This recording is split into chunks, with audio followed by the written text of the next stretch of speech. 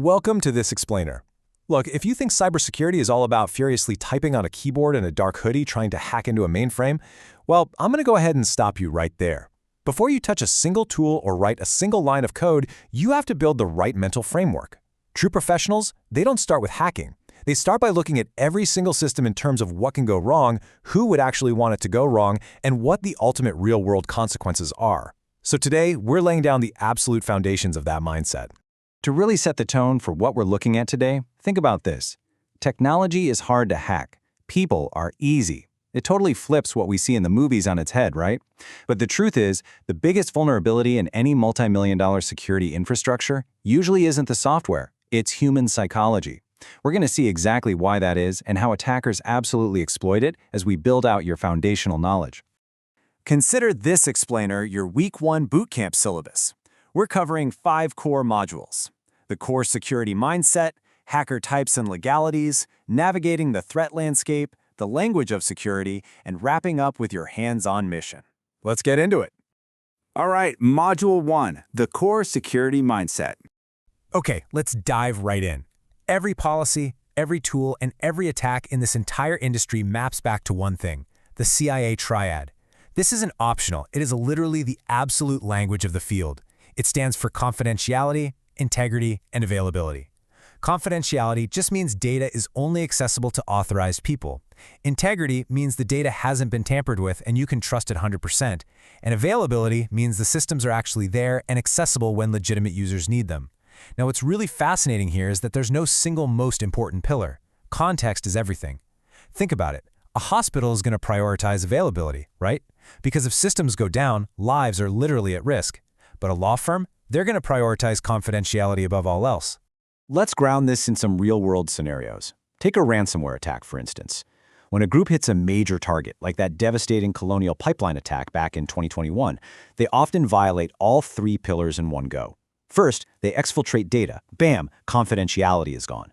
Then they encrypt and corrupt the files. There goes integrity.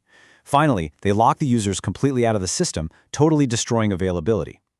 Other attacks might be way more laser-focused. A SQL injection, for example, might quietly steal a database to ruin confidentiality, whereas a DDoS attack, a distributed denial of service, might just flood a network for the sole purpose of taking down availability. So every time you read the news from now on, your very first instinct should be asking, okay, which pillar of the CIA Triad just failed? Moving on to Module 2, hacker types and legalities. You know, the term hacker gets a bad rap, but it's actually neutral. It just means someone who explores systems deeply. What makes it legal or illegal comes down entirely to authorization. On one side, you have white hats. These are the ethical hackers, penetration testers, and red teamers who are explicitly hired and authorized to find vulnerabilities before the bad guys do. On the flip side are the black hats. These are criminal hackers attacking without authorization for financial gain, corporate espionage, or maybe even state-sponsored destruction. Here's the wild part. They often use the exact same tools as the white hats. The only real difference, the white hat has a signed contract. So, that brings us to the golden rule, and you really need to hear this. You must get written, explicit authorization before touching any system that isn't 100% yours. I cannot stress this enough, especially when we talk about this murky middle ground people call gray hat hacking. Gray hats hack without explicit permission, but they'll claim they aren't doing it for malicious reasons. They just want to give the company a heads up about a flaw.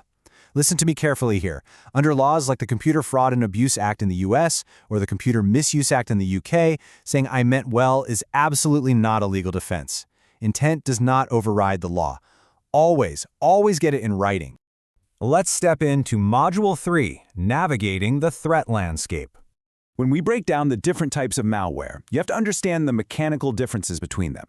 A virus, for example, actually requires human action to spread, like you actively opening an infected email attachment. But a worm? That's a different beast. A worm is self-replicating. It spreads across networks all on its own without any human interaction, by exploiting vulnerabilities. That's exactly what the infamous WannaCry worm did. Then you have Trojans. Just like the wooden horse, they disguise themselves as legitimate software. Trojans don't self-replicate. They rely completely on tricking you into installing them. And of course, you also have ransomware, locking down your files to extort a payment, and spyware just sitting there, silently logging your keystrokes and stealing sensitive data in the background. Speaking of tricking the user, I want you to burn this mind-blowing statistic into your memory. Studies consistently show that 70 to 90% of all data breaches involve a human element. 70 to 90%. We spend millions upon millions on firewalls and advanced tech, but at the end of the day, the human mind remains the absolute softest target. Attackers know this, and they exploit it through social engineering. This completely bypasses technical defenses by yanking on our basic psychological triggers, things like urgency, fear, authority, trust, curiosity, and greed. Imagine a highly targeted spear phishing email landing in an inbox. It looks exactly like it came from the CEO, and it's demanding an immediate wire transfer. That attacker is leveraging authority and urgency to force a mistake. And here's the harsh reality. The most successful social engineering attacks do not target stupid people. Not at all. They target incredibly smart, highly busy people who are under intense time pressure. All right, on to Module 4, the language of security. So one of the most commonly confused concepts you'll see in the news is vulnerability versus exploit, and this brilliantly illustrates a core difference you need to know. A vulnerability is simply a flaw. It's a gap, a weakness in the code. Think of it like a structural defect in a building. It exists whether someone finds it or not. An exploit, however, is the actual weapon that gets created to take advantage of that specific flaw. It only exists once an attacker engineers it. So a parsing error in a piece of software, that's the vulnerability. The malicious string of code sent to trigger that error and break in, that's the exploit. When we map out the vulnerability lifecycle, it starts the moment a developer introduces a flaw. Eventually, someone discovers it. But step 3 is where the absolute nightmare scenario happens, the zero-day window. A zero-day is a vulnerability that the software vendor doesn't even know about yet, which means, you guessed it, there is no patch. But target is completely exposed, representing maximum danger. Now, even after the flaw is disclosed and the vendor releases a patch, organizations have to actually apply it. That window of time between a patch being available and a system admin actually deploying it, that is a literal race against attackers. Next up, how do professionals actually prioritize all these crazy threats? Well, risk isn't just a gut feeling, right? It's an actual mathematical equation. Risk equals likelihood multiplied by impact. Think about a basic automated port scan hitting a web server. That happens thousands of times a day, so extremely high likelihood, but it causes zero direct harm, so it's very low impact. Now compare that to a nation-state launching a zero-day attack against a nuclear power plant. The likelihood of that is extremely low, but the impact, catastrophic. Security professionals use this exact formula to figure out where to spend their precious time and budget. And because we know no single control is ever perfect, we rely heavily on defense in depth. This is the security strategy of using multiple, overlapping layers of controls. It's like a safety net. If a slick phishing email somehow bypasses the spam filter, well, hopefully, multi-factor authentication stops the login attempt. But if MFA gets compromised, hopefully the endpoint detection software catches the malware. You can never, ever assume that one single lock will keep the bad guys out. Layered security is quite literally the only path to true protection. Real quick, here are a few more ecosystem terms you are going to hear constantly. The red team? Those are the offensive folks simulating real-world attacks. The blue team are your defenders. Now, the blue team often operates out of a SOC, that's a Security Operations Center, where they continuously monitor the organization's security posture. To actually do that monitoring, they rely on a SIEM. That stands for Security Information and Event Management Software. It basically aggregates and analyzes log data from across the entire network to spot any suspicious patterns. And finally, Module 5, your hands-on mission. Okay, we've covered a ton of theory, but theory alone is not going to make you a professional. You have to get your hands dirty. So here are your strict, hands-on tasks for the week. 1. Journal the CIA Triad from memory and map it to real-world examples. 2. Find 3 current event news articles and analyze them. I want you to identify exactly which CIA pillars failed and what the attack vector was. 3. Start a personal glossary. Define the terms we've discussed today, but do it in your own words.